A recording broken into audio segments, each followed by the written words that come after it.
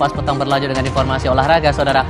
Malam ini, Timnas akan berhadapan dengan Australia dalam lanjutan Piala Asia U23 di Qatar. Indonesia wajib menang agar peluang lolos fase grup terbuka lebar.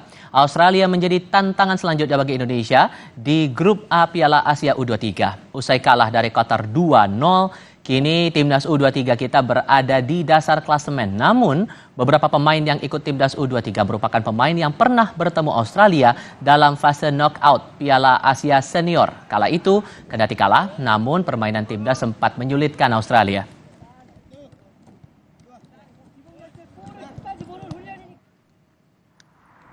Pemain belakang Timnas yang baru saja memperkuat klub Cerezo Jepang, Justin Hubner, dikabarkan sudah tiba di Qatar pada Kamis pagi. Bergabungnya Hubner bersama Timnas U23 diharapkan mampu menambal kekosongan posisi Ivar Jenner setelah diganjar kartu merah saat melawan Qatar.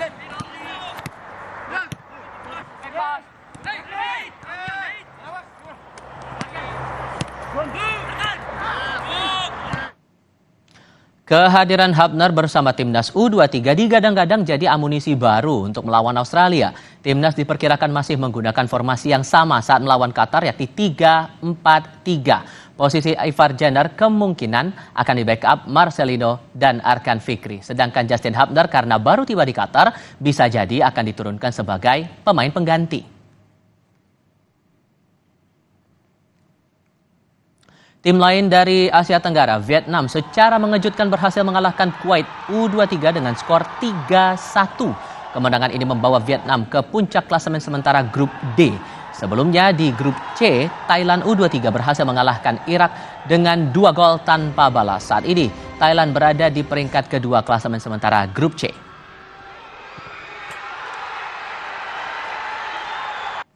Pelatih Timnas U23 Indonesia Shin Tae-yong mengaku mental pemainnya sempat down jelang lawan Australia karena merasa kecewa dengan wasit saat Timnas dikalahkan Qatar 2-0. Namun saat ini kondisi pemain sudah kembali dan bisa latihan bekerja keras dengan baik jelang melawan Australia. Mental pemain Timnas U23 kita sudah pulih setelah sempat kecewa pada keputusan wasit saat melawan Qatar dan siap bertanding melawan Australia. Menjaga asa lolos dari fase grup, Timnas U23 mengincar kemenangan. Kita akan bahas soal ini dan sudah bergabung bersama kami saat ini pengamat sepak bola Bung Kusnaini. Bung Kus, selamat sore, apa kabar? Selamat sore Bung Tifal, kabar baik, Alhamdulillah. Alhamdulillah, terima kasih sudah bergabung bersama kami. Menjaga mental ini setelah kita sempat terpuruk gara-gara melawan Qatar waktu itu, Anda punya optimisme sendiri soal ini?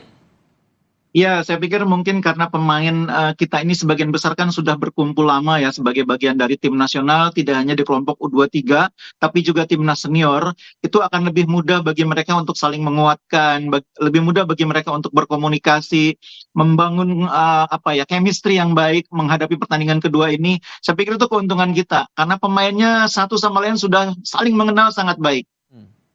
Oke. Tapi secara statistik nih kalau saya lihat, koreksi kalau saya salah, dalam catatan 18 kali head to head Indonesia versus Australia, Australia menang 14 kali. Kita pernah menang 1 kali, hasil imbang 3 kali. Dengan pertandingan untuk Timnas U23 kali ini akan jadi tantangan tidak? Oh iya jelas, memang selama ini kita salah satu problemnya ketika menghadapi tim-tim dari Oceania ya, tidak hanya Australia tapi juga Selandia Baru itu biasanya faktor bola-bola atas ya. Dan itu yang seringkali membuat kita nih ketika menghadapi mereka kesulitan untuk bisa konsisten main 90 menit. Artinya kadang-kadang bisa mengimbangi mereka sampai level tertentu tapi kemudian kecolongan di bagian akhir pertandingan karena situasi bola-bola atas yang sulit diantisipasi. Nah, ini juga yang terjadi pada timnas senior ketika tampil di Piala Asia menghadapi Australia ya.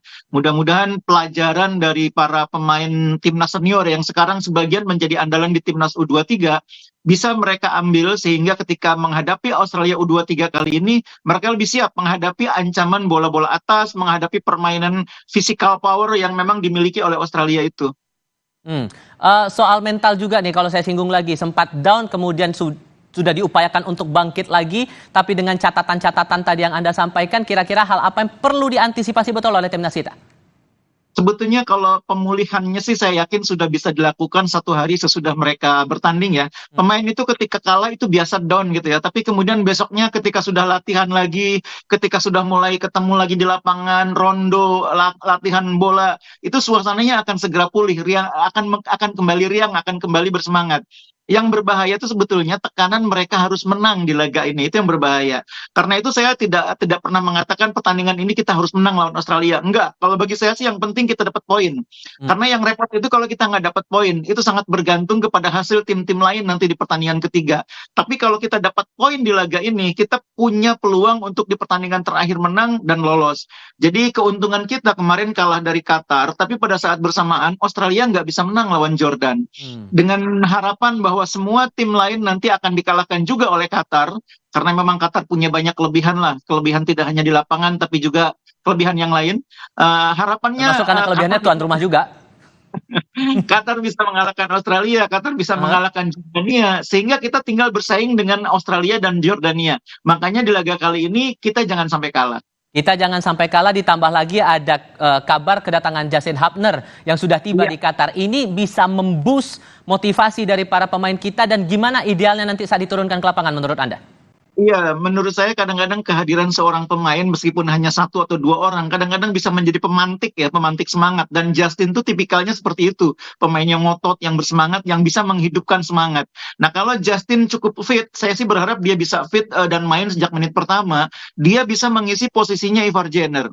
Karena memang terus terang salah satu titik lemah kita di Piala Asia U23 kali ini lapangan tengah ya. Kita tidak punya pemain yang lapisannya cukup dalam.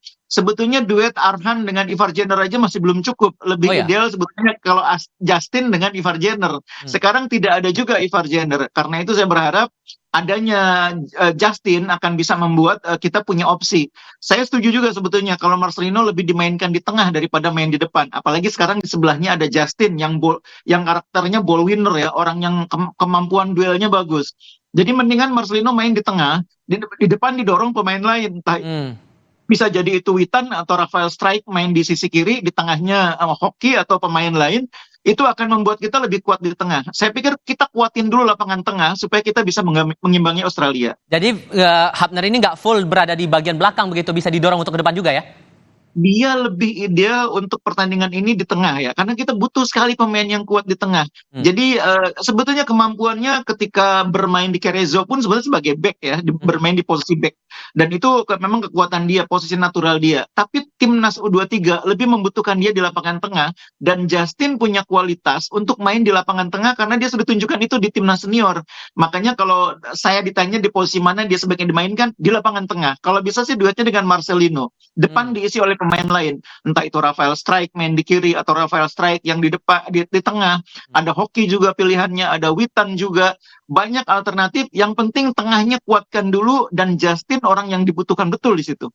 Ini kan tantangannya adalah Hubner kan baru beres main di Jepang. Apakah menurut Anda perkiraannya dia akan langsung turun ke lapangan sejak awal, atau di momen-momen seperti apa kritikalnya? Ya, itu asesmen dari tim pelatih ya, menjelang pertandingan kan begitu dia datang akan diasesmen kondisi fisiknya, kesiapan dia. Ya kalau secara teori biasanya nggak langsung main. Seperti kemarin kita lihat bagaimana kedatangan Nathan juga kan tidak langsung main sejak awal. Idealnya seperti itu. Tapi jangan lupa kita menghadapi situasi darurat. Kadang-kadang kalau dalam situasi darurat pemain sanggup aja main, kemarin main, hari ini main pun nggak ada masalah. Itu situasi darurat yang kadang-kadang dipahami oleh pemain, dan motivasi yang dia punya untuk bermain untuk tim itu kadang-kadang bisa mengalahkan rasa lelah itu. Oke. Ada kemungkinan formasi 3-4-3 yang bakal dipakai dalam saat bertanding melawan Australia nanti. Termasuk tadi kami juga sudah sempat tampilkan tadi bagaimana formasinya. Akan ada kemungkinan perubahan line up nanti saat bertanding nanti melawan Australia menurut Anda? Iya, sangat mungkin karena Nathan kan sekarang sudah siap bermain sejak menit awal. Justin juga siap bermain, dan kita harus mengganti posisinya Ivar Jenner. Jadi perubahan itu pasti terjadi, cuma seberapa banyak perubahannya. Kalau dugaan saya, kalau melihat di layar kaca saat ini bagaimana nih, Bung? Ya, Nathan akan main sejak awal. Mungkin di posisi belakang, bertiga ya. Ada Nathan di sana, ada Rizky Ridho, ada Ferrari, dengan mengorbankan Komang misalnya ya. Di kiri Pratama Arhan, seperti biasa. Kemudian di kanan mungkin kali ini bisa bisa saja Fajar Faturrahman, atau pilihan yang lain. Di tengahnya ada Marcelino bersama dengan Justin. Lalu di depannya ada Rafael yang bermain di sisi kiri, Witan di sisi kanan, kemudian di depannya ada Hoki misalnya. Atau Rafael tetap bermain di tengah, tapi pemain lain mengisi posisi dia di sisi yang kiri. Jadi menurut saya ada banyak alternatif yang dipunyai oleh Coach Sintayong, dan dia harus berani melakukan perubahan karena situasinya saat ini membutuhkan keberanian melakukan perubahan itu supaya tim kita ini lebih seimbang, lebih kuat di tengah minimal. Oke, ditambah lagi beberapa pemain kita sempat bertanding di laga senior begitu ya. Apakah ini juga bisa Iya. dirasa ada keuntungan juga untuk posisi kita nanti? Oh iya pasti, saya pikir pengalaman pernah bermain melawan timnas senior Australia itu memberi tambahan kepercayaan diri kepada pemain, itu sudah pasti. Cuma persoalannya kan kemudian pemain kita sedang tertekan sesudah kalah. Nah, Dan kali ini publik mengharapkan mereka menang. Kalau saya berharap tekanan untuk menang itu yang harus dihilangkan oleh pelatih. Udah main lepas aja, main relax, tidak ada beban harus menang. Yang penting main lepas, main keluar, nanti kemenangan itu akan mengikuti. Minimal jangan kalah kalau buat saya. Menang itu bonus, tapi kalau tidak kalah kita cukup cukup kuat posisinya untuk menghadapi laga terakhir dengan harapan lolos tetap besar.